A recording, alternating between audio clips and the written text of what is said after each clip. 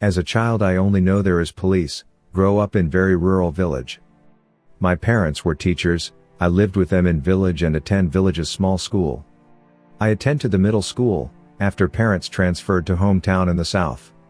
At that time, I liked to be in sports than classrooms. Even my father wanted me to come to better school in the city, I refused to go, because I wanted to join to junior cadet camps. I had a feeling that I will be working with some uniformed place. Swimming, I did well, even nation champions. We didn't have money to go above it, parents can't afford it. My education results were very poor, at junior schools.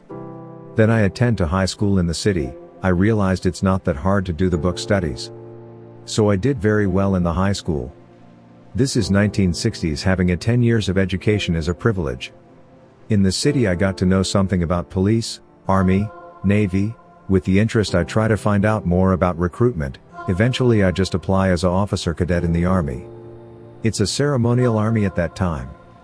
25,000 people were applied. After various tests and interviews, it was down to 2,500, 250, then 50, finally intake was 12. But at the same time I applied for Moscow University Medical College. Anyway, I choose to join the Ceylon Army on February 5, 1970 as a cadet officer. White he is joining to the Ceylon Army as a cadet officer. Geopolitical situation in the country was boiling up slowly. Ethnic Tamils, Sinhalese, and other racial communities start having conflicts. Making matters worse, government majority was in the Sinhalese hands. During the independence struggle, all were altogether against the British. But after independence, each took their own ideology as the priority. Sinhalese majority government start passing laws that blocking other races getting educated and getting higher level jobs. On other hand, people divided by language, by the area of living, parents' origin, even within the same racial group, they were divided. Young people's unrest and disappointment continues to grow against politicians that not doing anything to solve the problem. At the worst moment of time they started passing the laws that only allowing Sinhalese to grow up and others had to struggle.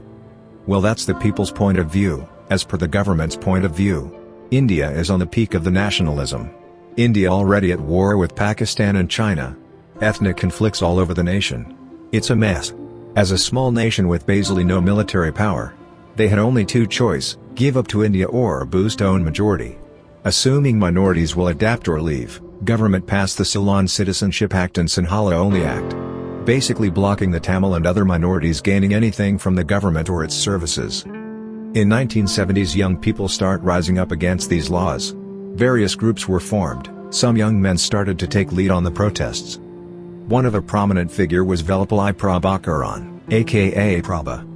While a young man from southern province joining the army at 1970 to achieve his dream. Another young man started to forming up his own army in the north. These two men eventually spent 40 years of bloody battle march, aiming each other, until one has to end other one's life. This is the story of two men's 40 years struggle stuck in bloody armed struggle costing thousands of lives. Political conflicts, geopolitical dissetters, military tactics, ambushes, battles, offensives, peace deals, betrayals, even assassination of the world leaders. It's a long story.